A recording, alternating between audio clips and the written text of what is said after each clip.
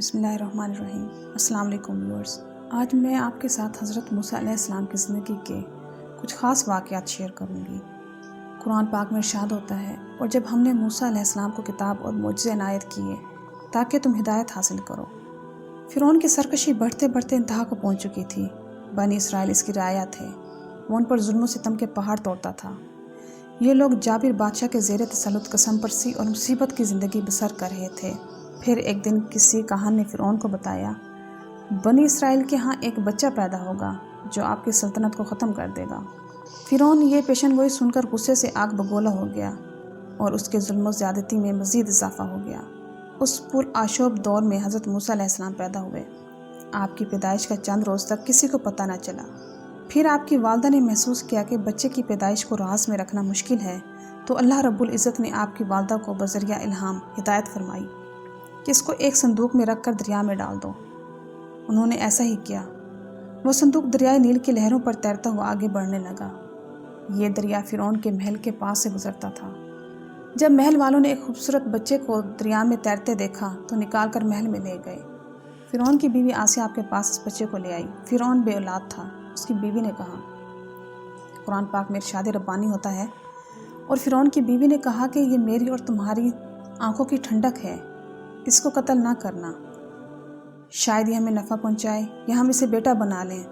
اور وہ انجام سے بے خبر۔ یوں حضرت موسیٰ علیہ السلام کی پرورش فرعون کے محل میں ہوئی۔ جب حضرت موسیٰ علیہ السلام جوان ہو گئے، ایک روز وہ شہر میں گشت لگا رہے تھے کہ انہوں نے دیکھا کہ اسرائیلی اور قبطی آپس میں لڑ رہے ہیں۔ اسرائیلی نے حضرت موسیٰ علیہ السلام سے مدد چاہی۔ حضرت موسیٰ علیہ السلام آگے بڑھے اور قبطی کو ایک گھونسا رسید کیا۔ قبطی وہیں ڈھیر ہو گیا۔ دوسرے روز حضرت موسیٰ علیہ السلام پھر بازار میں نکلے، دیکھا کہ کل والا اسرائیلی پھر ایک آدمی سے جھگڑ رہا ہے۔ حضرت موسیٰ علیہ السلام نے چاہا کہ اسرائیلی کو پیچھے ہٹائیں۔ انہوں نے کہا، تو بڑا جھگڑالو معلوم ہوتا ہے۔ حضرت موسیٰ علیہ السلام اس کی طرف بڑھے تو اس نے خوف زدہ ہو کر کہا، اے موسیٰ، کیا تم مجھے اس طرح قتل کرنا چاہتا ہے جس طرح کل تم نے اس قبطی کو مار دیا تھا؟ اب حضرت موسیٰ علیہ السلام کے لیے مصر میں رہنا مناسب نہ تھا۔ وہ وہاں سے مدین کی طرف روانہ ہو گئے۔ یہاں ان کی ملاقات اللہ کے نبی حضرت شعیب علیہ السلام سے ہوئی۔ انہوں نے اپنی ایک بیٹی آپ کے نکاح میں دے دی اور مہر کے طور پر 8 سال تک بکریاں چرانا منظور کیا۔ جب مدت پوری ہو گئی تو حضرت موسیٰ علیہ السلام اپنی اہلیہ کے ہمراہ واپس مصر کی طرف روانہ ہوئے۔ رات ہو گئی، سردی بہت تھی۔ انہوں نے ایک پہاڑی پر آگ جلتی دیکھی تو اپنی اہلیہ سے کہا، تم یہیں ٹھہرو، میں آگ لے کر آتا ہوں۔ حضرت موسیٰ علیہ السلام جب اس آگ کے قریب پہنچے تو ایک درخت سے آواز آئی، اے موسیٰ، بے شک میں تمہارا پروردگار ہوں، تمام جہانوں کا پالنے والا۔ تو طوبہ کی مقدس وادی میں ہے، اپنے جوتے اتار دے۔ یہاں اللہ رب العزت نے موسیٰ علیہ السلام کو نبوت عطا کی اور معجزے عنایت کیے۔ اب انہیں حکم ہوا، جا کر فرعون کو اللہ کی طرف بلاؤ۔ حضرت موسیٰ علیہ السلام اللہ تعالیٰ کا حکم پا کر فرعون کے دربار پر پہنچے اور اسے اللہ رب العزت کی عبادت کی دعوت دی۔ فرعون نے آپ کا مذاق اڑایا اور کہا، خدا تو میں ہوں، تم کو کس نے بھیجا ہے؟ حضرت موسیٰ علیہ السلام نے کہا، اگر میں تمہیں معجزہ دکھاؤں تو تم پھر بھی نہ مانو گے۔ فرعون غرور و تمکنت سے بولا، دکھاؤ معجزہ۔ حضرت موسیٰ علیہ السلام نے اپنا عصا زمین پر ڈالا، وہ عصا ایک بہت بڑا سانپ بن گیا۔ پھر انہوں نے اپنا ہاتھ گریبان میں ڈال کر نکالا تو وہ نہایت روشن تھا۔ فرعون نے پھر بھی تسلیم نہ کیا۔ اب اس نے شہر کے بڑے بڑے جادوگروں کو بلایا کہ وہ حضرت موسیٰ علیہ السلام کا مقابلہ کریں۔ جادوگروں نے فرعون سے کہا، اگر ہم غالب آ گئے تو ہمیں انعام ملے گا؟ فرعون نے اس بات میں سر ہلایا۔ سب مقابلے کے لیے تیار ہو گئے۔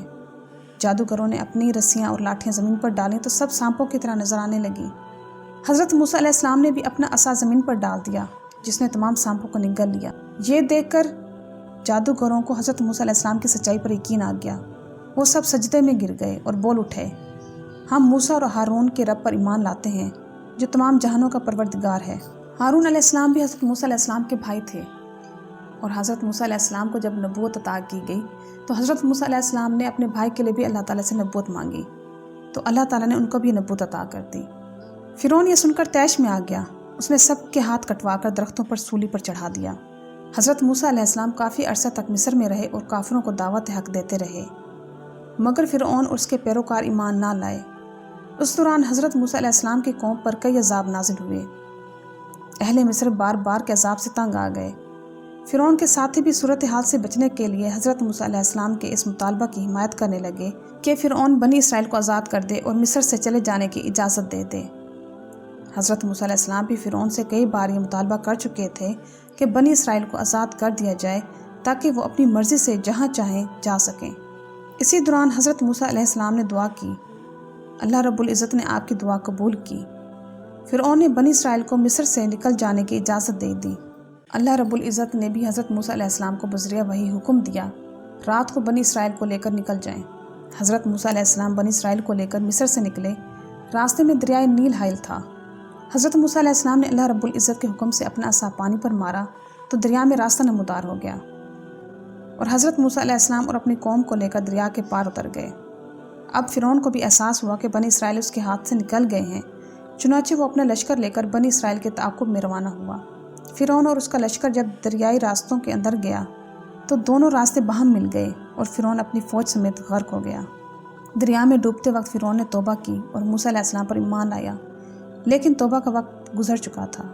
اللہ رب العزت نے فرمایا، جواب ملا کہ اب ایمان لاتا ہے، حالانکہ پہلے نافرمانی کرتا رہا اور فاسد بنا رہا۔ تو آج ہم تیرے بدن کو دریا سے نکال لیں گے تاکہ تو پچھلوں کے لیے عبرت ہو، اور بہت سے لوگ ہماری نشانیوں سے بے خبر ہیں۔ امید کرتی ہوں کہ آپ کو میرا آج کا یہ واقعہ پسند آیا ہوگا، تو میری ویڈیو کو لائک کرنا اور میرے چینل کو سبسکرائب کرنا مت بھولیے گا۔ میں انشاءاللہ مزید دلچسپ معلوماتی اور اسلامی واقعات آپ کے ساتھ شیئر کرتی رہوں گی۔ میری طرف سے آپ کو ڈھیر ساری دعائیں۔ امید کرتی ہوں کہ آپ بھی مجھے اپنی دعاؤں میں یاد رکھیں گے۔ چلتی ہوں، ملتے ہیں انشاءاللہ نیکسٹ ویڈیو میں۔ اللہ حافظ۔